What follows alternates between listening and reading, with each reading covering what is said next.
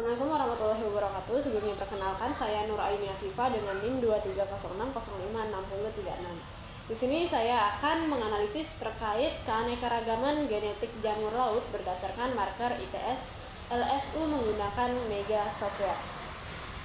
Adapun poin pembahasan yang akan saya bahas hari ini adalah yang pertama terkait pendahuluan, yang kedua ada metode terkait penggunaan Mega Software, kemudian ada hasil dan pembahasan, dan yang terakhir ada kesimpulan. Yang pertama di sini saya akan membahas terkait pendahuluan. Di sini ada latar belakang. Jamur laut atau marine fungi merupakan kelompok jamur yang mampu hidup beradaptasi dan berasosiasi dengan lingkungan perairan laut. Kelompok ini memiliki peran penting dalam ekosistem seperti membantu proses dekomposisi bahan organik, berperan sebagai endofit pada invertebrata laut, serta dapat bertindak sebagai patogen oportunistik pada organisme seperti karang keras aquatura. Dalam ekosistem terumbu karang, keberadaan jamur bisa memberikan dampak positif sebagai pengurai, namun beberapa spesies juga mampu menyebabkan penyakit dan kerusakan jaringan karang. Identifikasi jamur secara morfologis seringkali tidak cukup akurat karena karakteristik morfologi jamur bersifat plastis, kecil, dan dapat berubah karena faktor lingkungan. Oleh sebab itu, pendekatan molekular barcoding menjadi metode utama dalam identifikasi jamur modern. Analisis filogenetik memungkinkan penelitian mempelajari hubungan evolusi antar spesies jamur berdasarkan pola perbedaan sekuens DNA. Dengan melakukan alignment sequence, perhitungan jarak genetik, dan penyusunan pohon filogenetik dapat diketahui kedekatan antar spesies, pengelompokan per genus, hingga tingkat keragaman genetik dalam sampel.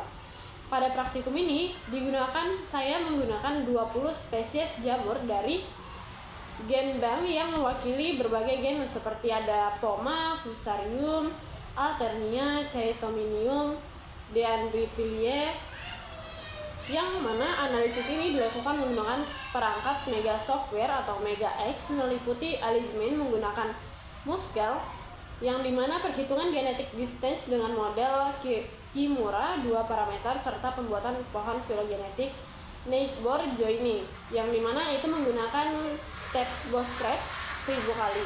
Nah, praktikum ini juga bertujuan untuk memahami keragaman genetik jamur laut, pola kekerabatan antar spesies, serta struktur clade yang terbentuk pada pohon filogenetik. Kemudian kita masuk ke metode. Yang pertama kita masuk ke website NCIB, yang kemudian kita mencari organisme atau spesies yang akan kita olah datanya. Di sini saya sudah menemukan satu, yaitu terkait Poma herbarum. Kita masuk ke FASTA, kemudian kita salin DNA-nya. Kemudian pada file di notepad yang sudah kita simpan dalam 20 spesies tersebut, kita simpan filenya dengan nama FAST. Setelah kita simpan, file yang sudah kita simpan tersebut kita tarik, kita masukkan ke aplikasi Mega Software.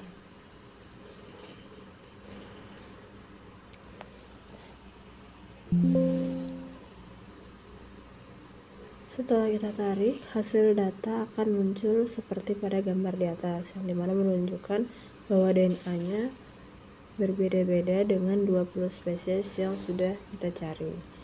Kemudian setelah itu kita masuk ke data, kemudian kita pencet acknowledgement, yang dimana itu kita menggunakan format Mega dan kita simpan dengan nama yang disesuaikan.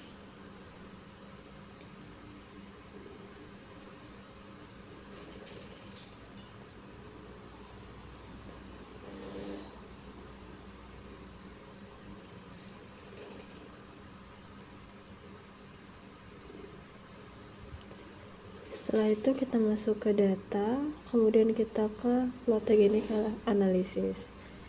Kita pilih analisis dan contribute. Nah, pada number of trees kita buat 3. Kemudian kita klik OK.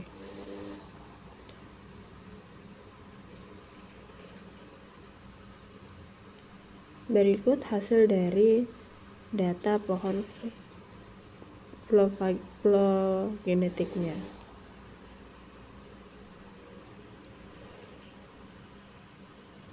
Kemudian di sini saya memunculkan dari persentase jaraknya, yang dimana dari jarak cloud 1, cloud 2 sampai cloud 5. Kemudian saya sesuaikan juga untuk ukurannya di sini.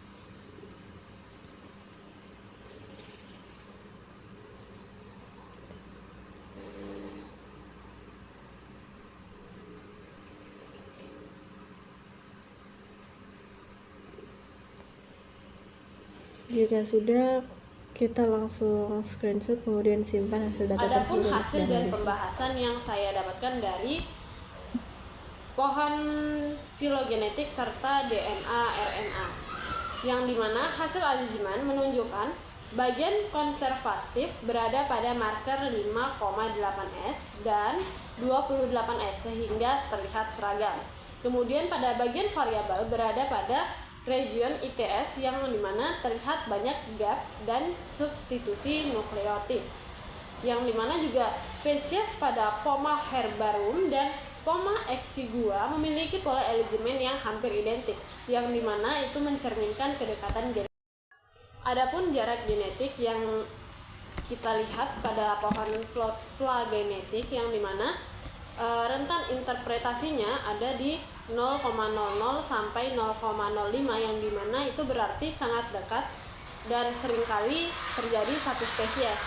Kemudian pada 0,10 sampai 0,30 itu berarti menandakan satu genus tapi dalam spesies yang berbeda.